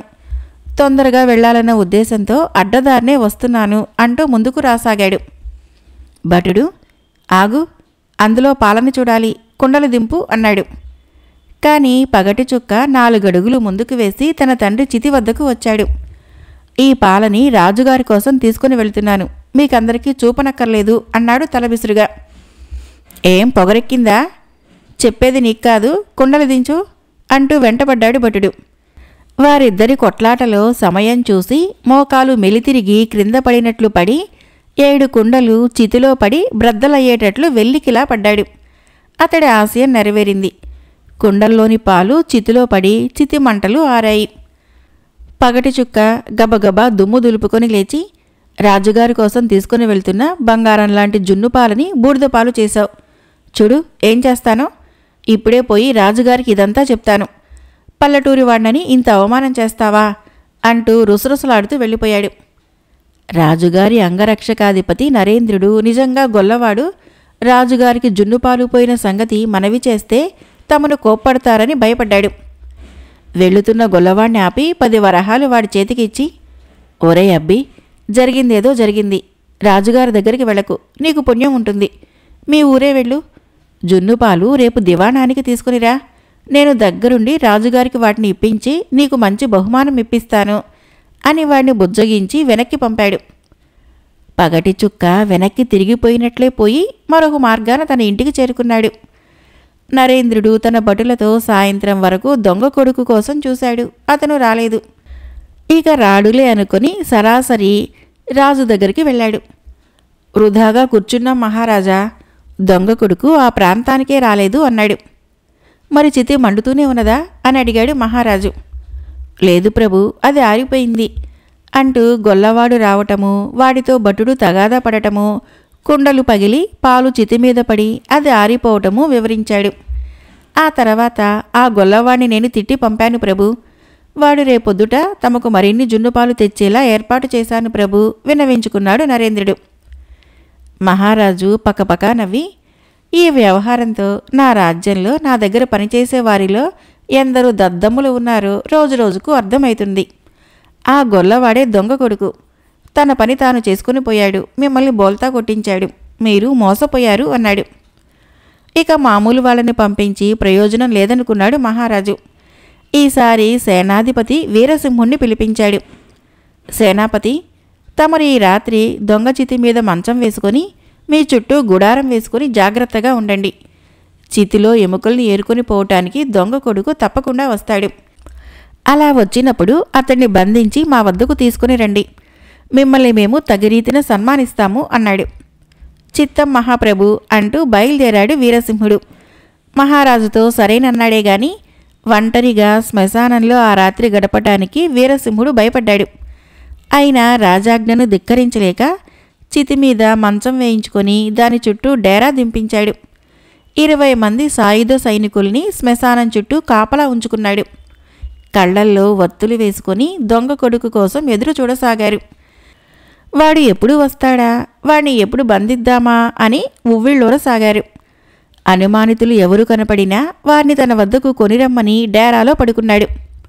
సరిగ్గా అర్ధరాత్రి సమయంలో ఓ స్త్రీ కాలిమెట్టెలు చేతిగాజులు శబ్దం చేస్తూ అటువైపుగా వచ్చింది. దగ్గరగా వచ్చినప్పుడు కాళ్ళగజ్జల చప్పుడు మరింత శ్రావ్యంగా వినిపించింది. ఆమె చేతిలో దీపం ఉంది. ముసుగు వేసుకుని ఉన్న ఆమె ముఖము ఆ వెలుతురులో అందంగా కనిపిస్తోంది. ముందు భటులు ఆమెను దెయ్యమో భూతమో అనుకున్నారు. కొందరు కామిని పిశాచమన్నారు. ఆమె వారికి సమీపంగా వచ్చింది. ఒక సైనికుడు ధైర్యం చేసి ఆమె దగ్గరకు వెళ్ళి ఎవరు నువ్వు అని అడిగాడు. అందుకు ఆ స్త్రీ అందంగా నవ్వి, నన్నే ఎరగవా? ఆ సేనాధిపతి దగ్గర ఎన్నాళ్ళ నుంచి పనిచేస్తున్నావు? నా పేరు చంద్ర. వారిక్కడికి వచ్చేటప్పుడు మా ఇంటికి వచ్చారు. శ్మశానంలో ఒంటరిగా వారు ఉండలేరట. కబుర్లు చెప్పుకోవటానికి స్నేహితురాల్ని కాబట్టి నన్ను రమ్మని చెప్పారు. చూసిన వారు ఏమన్నా అనుకుంటారని చిలికత్తెలకు కూడా చెప్పకుండా ఇలా రహస్యంగా వచ్చాను. ఇప్పటికే ఆలస్యమైంది. వారెంత కోపంగా ఉన్నారో అంటూ గుడారం వైపు వెళ్ళింది. ఆమె నడకలోని హొయలకు అందచందాలకు ముగ్ధులైన సైనికులు, ఆహా, వీరసింహుడు ఎంత రసికుడు, శ్మశానంలో కూడా స్నేహితురాలితో కబుర్లు ఏర్పాటు చేసుకున్నాడు అనుకున్నారు. ఈమె కబుర్లో పడి దొంగ కొడుకును ఎక్కడ వదిలేస్తాడు అని సందేహపడ్డారు కొందరు. వీరసింహుడు తన గుడారంలోకి వచ్చిన స్త్రీని చూసి అదిరిపడ్డాడు. ఆమె నవ్వి, ప్రియా, నేను చంద్రను. నేను ఇలా రావటం నీకు నచ్చదు, నాకు తెలుసు. కానీ నేనే ఆగలేక వచ్చాను. ప్రతిరోజు మీరు మా ఇంటనే వచ్చి కబుర్లాడిపోతున్నారు. మీతో కబుర్లాడకపోతే నాకు నిద్ర పట్టేటట్టు లేదు. మీరు కోప్పడినా కొట్టినా మిమ్మల్ని చూడందే మాట్లాడందే ఉండలేక వచ్చాను అన్నది. గొప్ప పని చేశావు. ఈ సంగతి రాజుగారికి తెలిస్తే ఏమంటారు? వస్తే వచ్చావు, ఆలస్యం చేయకుండా వెంటనే వెళ్ళిపో. నేను ఒక ముఖ్యమైన పని మీద ఇక్కడ ఉన్నాను. రేపు మీ ఇంటికి వస్తాను. అప్పుడు కావలసినన్ని కబుర్లు చెప్పుకుందాం పో అన్నాడు వీరసింహుడు విసుగ్గా. ఆమె వెళ్లాలన్న ఉద్దేశంలో లేదు. అతడి మంచం పట్టె మీద కూర్చుంది. అతడు వెళ్ళమని భుజం పట్టి తోశాడు.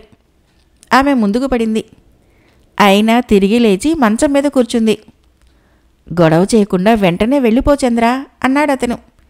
అయినా ఆమె కదలలేదు. వెళతావా వెళ్ళవా అంటూ ఆమెను మరింత బలంగా తోశాడు వీరసింహుడు. ఆ పెనుగులాటలో ముందుకు పడినట్లు నటించి, చిచి, ఈ సేనాపతులకు సరసమే తెలీదు. అయ్యో, ముత్యాల దండ తెగిపోయిందే, ముత్యాలన్నీ బూడిదలో పడ్డాయే. మా అమ్మ వద్దని మొత్తుకున్నా మీకోసం వచ్చినందుకు బాగానే శాస్తి జరిగింది. ఈ బూడిదలో కలిసిపోయిన ముత్యాల్లో ఎన్ని దొరుకుతాయో ఎన్ని పోతాయో అంటూ మంచం క్రింద వెతకసాగింది.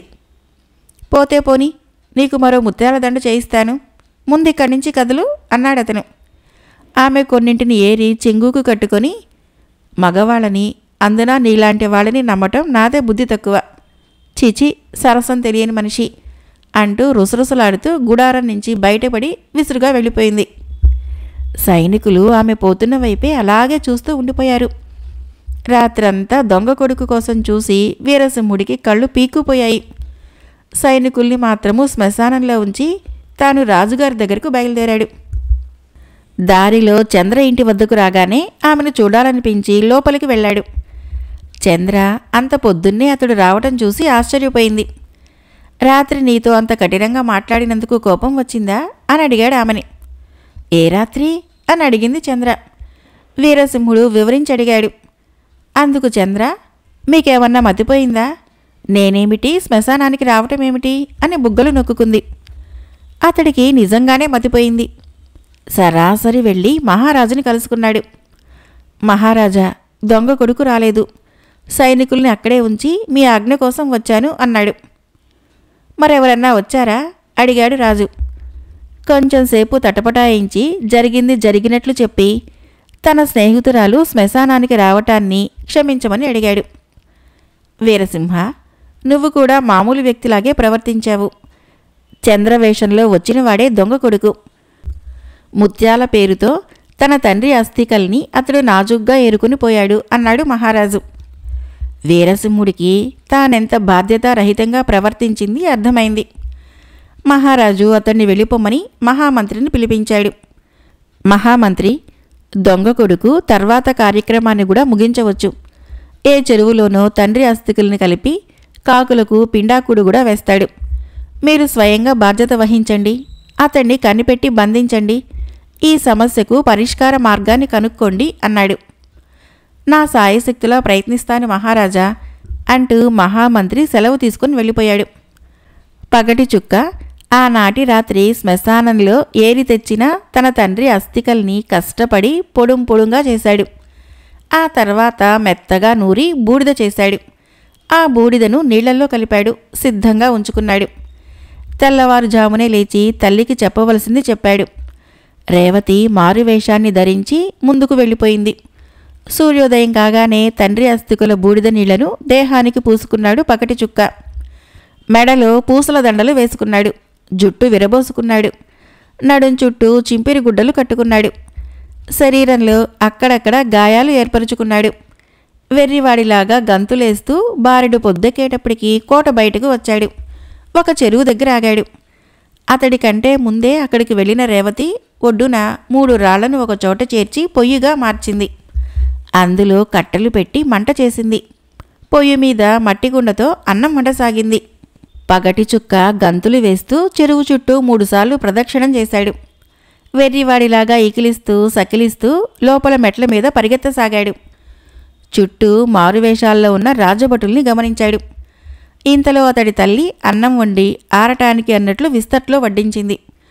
పగటి చుక్క కాలు జారి పడినట్లు చెరువులోని నీళ్లల్లో పడ్డాడు. జలస్తంభన విద్య తెలిసి ఉండటం వలన నీళ్లల్లో పైకి క్రిందికి ఆడసాగాడు. మునుగుతూ తేలుతూ పళ్ళికిలిస్తున్నాడు.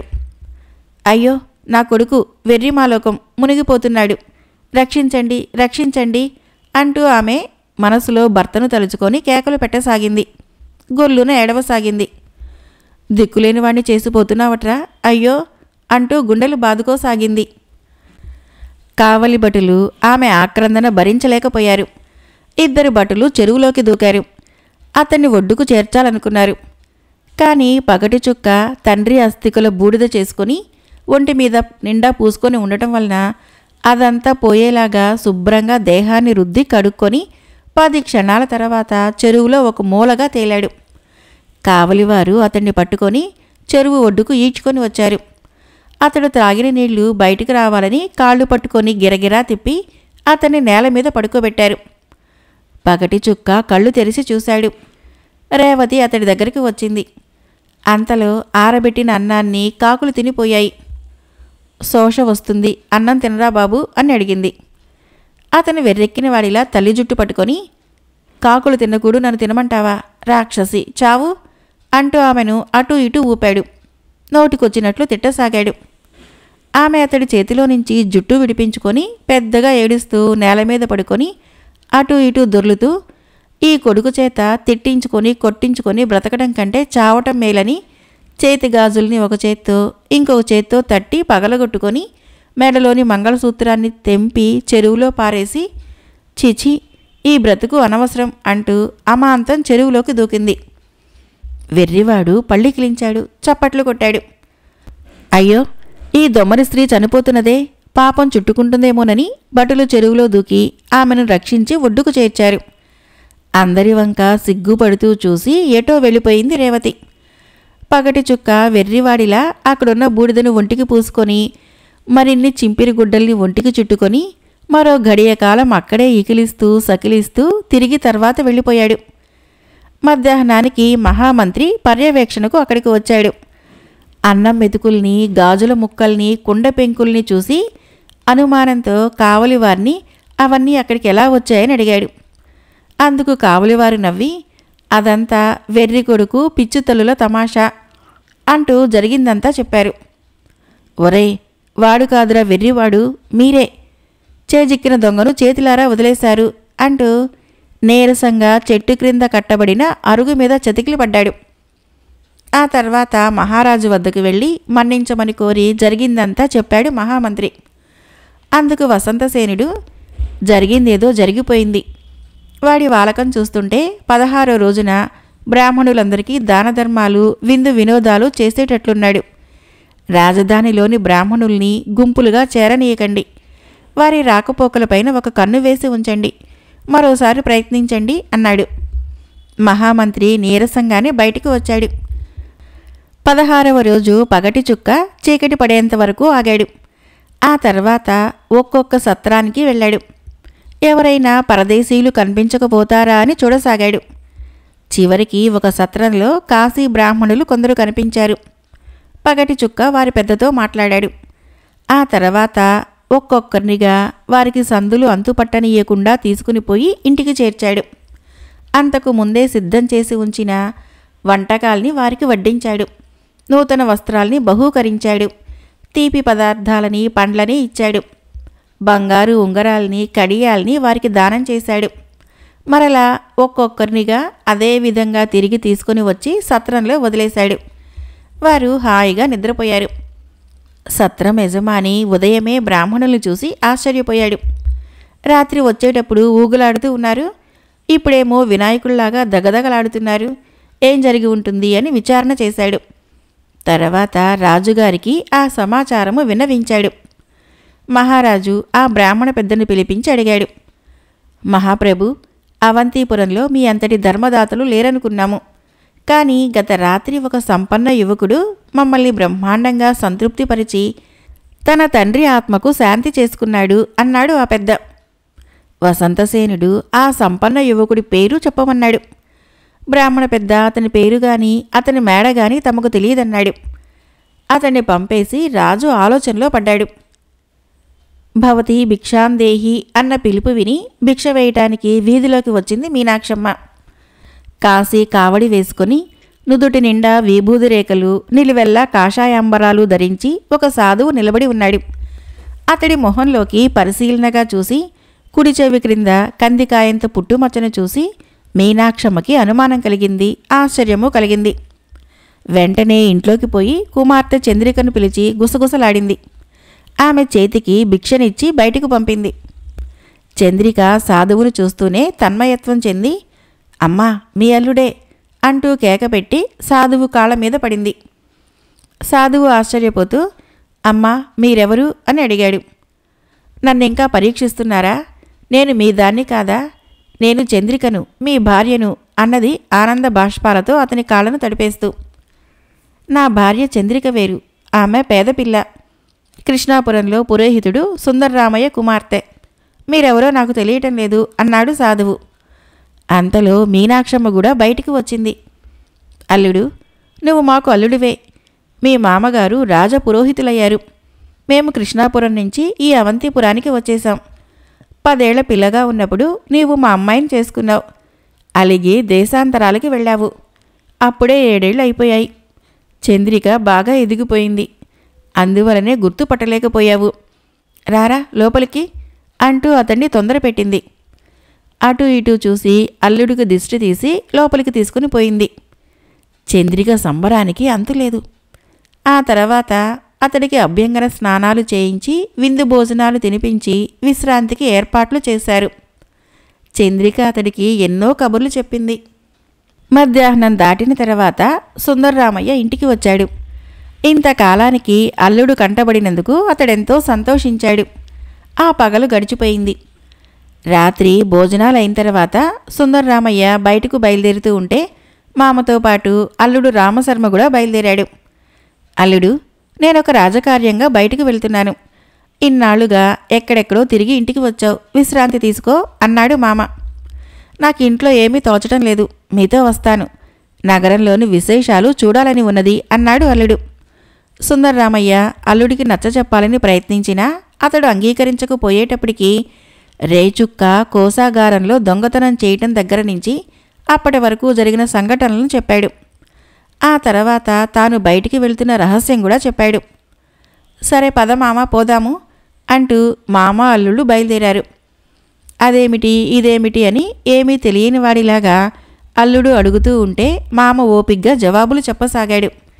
అలా కొంత దూరం పోగా ఒకచోట కొరత వేసే స్థలం కనపడింది. దాని వివరాలు కూడా అడిగాడు అల్లుడు. మామ చెప్పాడు. సరే మామ, మీరు నాకు కొరత వేయండి, ఎలా ఉంటుందో చూద్దాము అన్నాడు అల్లుడు. వద్దు నాయనా, అలాంటి కోరికలు ఉండకూడదు అన్నాడు మామ. అందుకు అల్లుడు అలిగి తెలుసుకోవాలని అడిగాను. సరే మీ ఇష్టం అన్నాడు. మళ్ళీ అలిగి ఏ హిమాలయాలకో వెళ్ళిపోతాడన్న భయంతో మామ అల్లుడితో సరే 2 క్షణాలు అంటూ అల్లుడి తలని కొయ్య చట్రంలో బిగించాడు. ఎలా ఉందో తెలిసింది కదా అంటూ 2 క్షణాలు ఆగి చట్రాన్ని సడలించి తలను వదిలించి ఇంక పోదాం పదా అన్నాడు మామ. అందుకు అల్లుడు, మీరు నాకు కొరత వేశారు, బాగుంది. అది నాకు ఎంతవరకు తెలిసిందో చూడాలని ఉంది. ఇప్పుడు మీకు నేను కొరత వేస్తాను అన్నాడు ముచ్చటగా. అల్లుడు ముచ్చట తీర్చడానికి రాజపురోహితుడు కొయ్య చట్రంలో తల ఉంచాడు. అల్లుడు దాన్ని గట్టిగా బిగించాడు. 4-5 క్షణాలు అయిన తర్వాత రామశర్మ దాన్ని సడలిస్తున్నట్లే మరింతగా బిగించాడు. మామగారు, వదులు చేస్తుంటే బిగుసుకుపోతోంది, ఒక్క క్షణం ఆగండి, వడ్రంగిని పిలుచుకొని వచ్చి వదిలిస్తాను అంటూ వెనక్కి తిరిగి ఇంటికి వచ్చాడు. అత్తయ్యని భార్యను నట్టింట్లో కూర్చోబెట్టి, అత్తయ్య, మామయ్య రాజమందిరానికి వెళ్ళాడు. రాజుగారికి మన ఇంట్లో ఈ రాత్రికి దొంగలు పడటానికి సిద్ధంగా ఉన్నట్లు వేగుల వారి ద్వారా తెలిసిందట. అందువల్ల నన్ను పంపారు. విలువైన వస్తువుల్ని మూటగట్టించి తీసుకుని రమ్మన్నారు.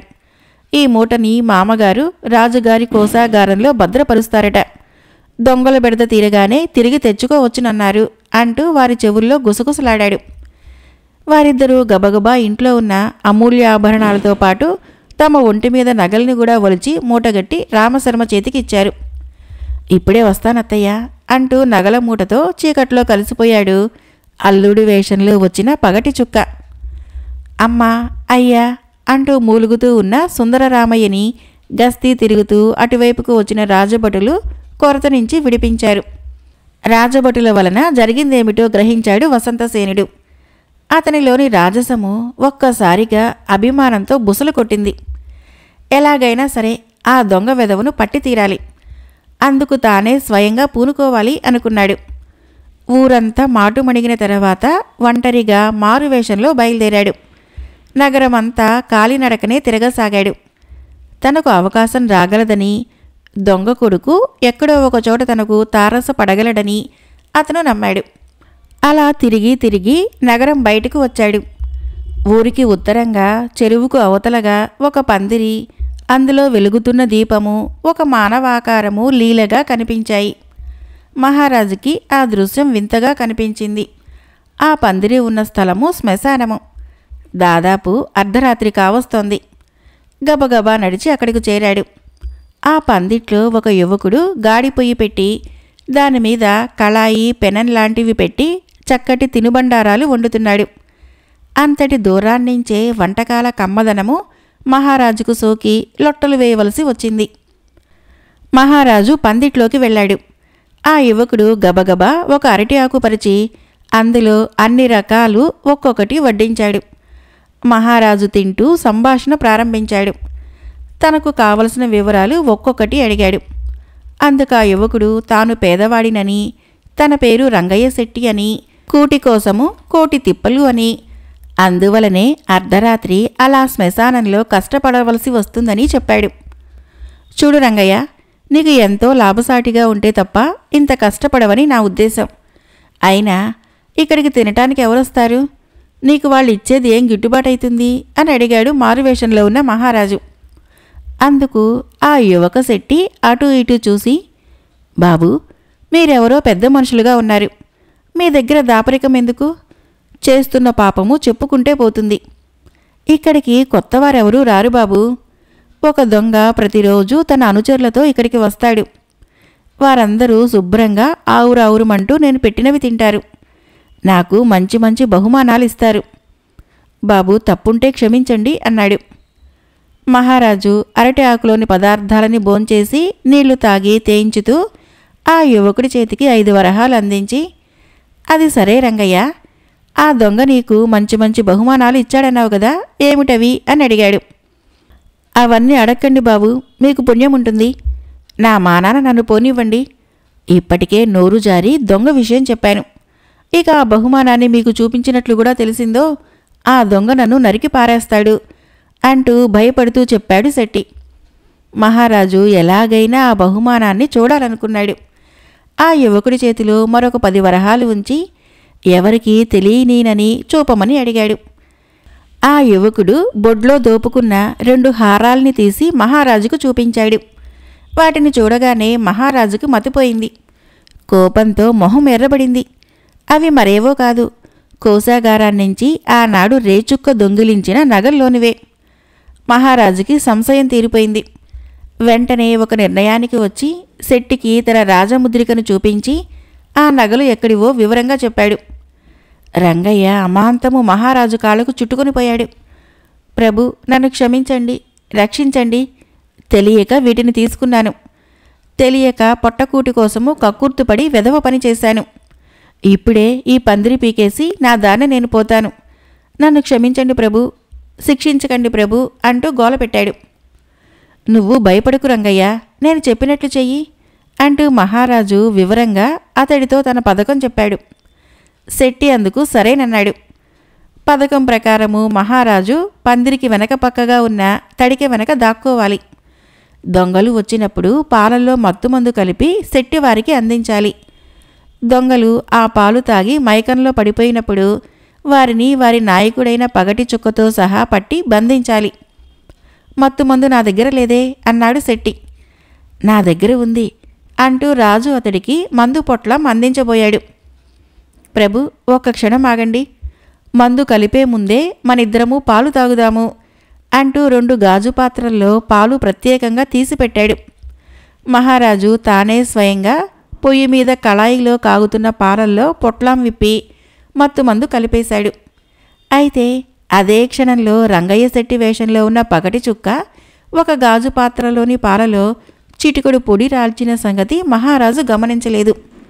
అంతే, పాలు త్రాగిన మహారాజు స్పృహ తప్పి పడిపోయాడు.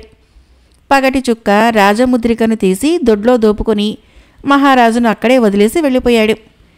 ఆ తర్వాత కొద్దిసేపటికే స్పృహ తెలిసిన మహారాజు తన వేలికి రాజముద్రిక లేకపోవటము, ఆ ప్రాంతాలలో ఎక్కడా రంగయ్య శెట్టి లేకపోవటము చూసి జరిగిందేమిటో బోధపడి సిగ్గుపడి నిట్టూరుస్తూ కాళ్ళీడ్చుకుంటూ రాజమందిరానికి చేరాడు. రాజముద్రికను దొంగలించి మిమ్మల్ని మోసం చేసిన ఆ దొంగని నేను పట్టి తెస్తాను నాన్న, అనుమతించండి, తప్పక సాధిస్తాను అన్నది సుచిత్ర. అవుననలేక కాదనలేక చివరకు తలూపాడు మహారాజు. సుచిత్ర తన పథకాన్ని తండ్రికి వివరించి దానికి తగినట్లు ఏర్పాట్లు చేయమన్నది. ఇంకేముంది, నగరమంతటా రాకుమారి సుచిత్రాదేవి కార్తీక పున్నమి నాటి రాత్రి శ్రీ వేణుగోపాలస్వామి ఆలయంలో దొంగల రాణి అన్న నాటికను ప్రదర్శించబోతున్నట్లు, దాన్ని కళాహృదయులైన ప్రజలందరూ వచ్చి చూడవచ్చునన్నట్లు దండోరా వేయబడింది. కార్తీక పున్నమి రానే వచ్చింది. చీకటి పడకముందే విశాలమైన ఆలయ ప్రాంగణానికి జనము తండోపతండాలుగా వచ్చి చేరారు. వేదిక మనోహరంగా అలంకరించబడింది. రంగురంగుల దీపాలు అమర్చబడ్డాయి. నాటిక ప్రారంభమైంది. ప్రజలు ఎంతో ఆసక్తిగా ప్రదర్శనను చూడసాగారు. దొంగ కొడుకు ఏ క్షణంలోనైనా తనని కలుసుకోవటానికి రావచ్చునని సుచిత్ర అనుకున్నది. రాకుమారిని మహారాజు జాగ్రత్త తల్లి అంటూ హెచ్చరిస్తూనే ఉన్నాడు. రక్షక భటులు ఎలాంటి అవాంతరాన్నైనా ఎదుర్కోవటానికి సిద్ధంగా ఉన్నారు. చివరకు ప్రదర్శన వేలాది మంది ప్రేక్షకుల కరతాళ ధ్వనుల మధ్య ముగిసిపోయింది. నగర ప్రముఖులందరూ రాజకుమారి నటనను అభినందిస్తూ ఒక్కొక్కరుగా వచ్చి కానుకలిచ్చి పోసాగారు. రాకుమారి ఆనందంతో తబ్బిబ్బైతూ ఉంది. ఇంతలో అందమైన ఒక యువతి రాకుమారి గదిలోకి ప్రవేశించింది.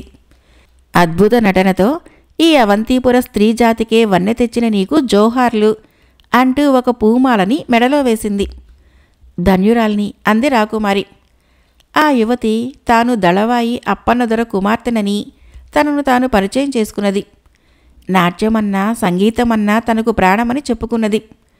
తన తల్లి గొప్ప కళాకారిణి అని, ఆమె శిక్షణలో తాను ఎంతో నేర్చుకున్నానని, ఆమె ఆశీర్వాదాన్ని కూడా పొందుదామని మాట్లాడుతూనే వేదిక వెనకకు తనతో పాటు తీసుకుని వెళ్ళింది. అప్పటికే పూమాలలోని మత్తుమందు సుచిత్రకు మత్తును కలిగించటం ప్రారంభించింది. పరిచారకులు చూస్తుండగానే ఆ యువతి రాకుమారి 10 అడుగులు వేసి వెనక ద్వారం వద్దకు వెళ్లారు. అంతలో రాకుమారి స్పృహ తప్పింది. ఆ యువతి ఆమెను అలాగే ఎత్తుకొని క్షణాలలో కన్ను మూసి తెరిచేటంతటిలో ద్వారం దాటింది. యువతి ఏలవేయగానే పంచకళ్యాణి లాంటి గుర్రం వచ్చి ఆగింది. ఆ యువతి రాకుమారితో సహా ఆ గుర్రాన్ని ఎక్కటమేమిటి, అది దౌడు తీయటమేమిటి క్షణాలలో జరిగిపోయింది. రక్షక భటులు వెంటబడ్డా ప్రయోజనం లేకపోయింది.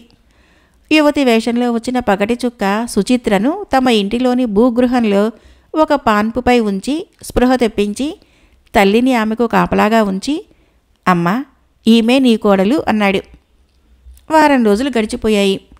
రాకుమారి కోసము వేల కొలది రక్షక భటులు తమ శక్తి కొద్దీ గాలించి చూశారు. ఆమె ఎక్కడా కనిపించలేదు సరికదా, ఆ చూకి కూడా దొరకలేదు.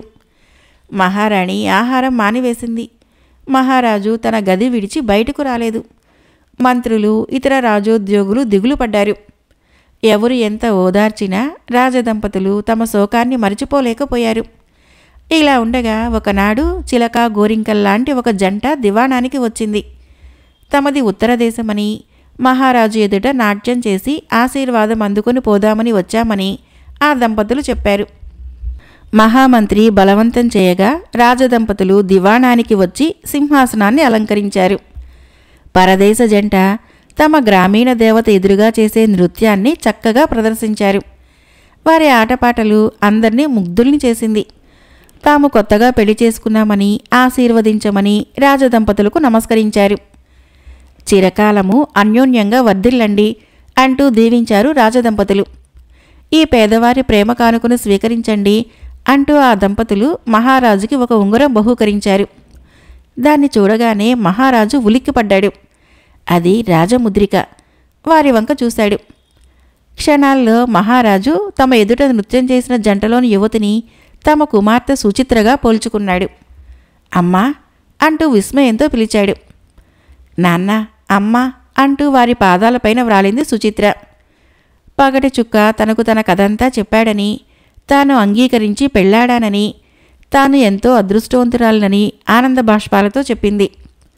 రాజదంపతులు మరింత ఆనందించి పగటి చుక్కకు సుచిత్రకు అత్యంత వైభవంగా వివాహం జరిపించారు. రాజ్యభారాన్ని కూడా వారికే అప్పగించి తాము తపస్సు చేసుకోవటానికి అరణ్యాలకి వెళ్ళిపోయారు. రేచుక్క పగటి చుక్క జానపద నవల సమాప్తం. ఫ్రెండ్స్, నా కథలు నచ్చినట్లయితే మన ఛానల్ని తప్పకుండా సబ్స్క్రైబ్ చేయండి, లైక్ చేయండి, మీ ఫ్రెండ్స్కి షేర్ చేయండి, కామెంట్ చేయండి. Thank you.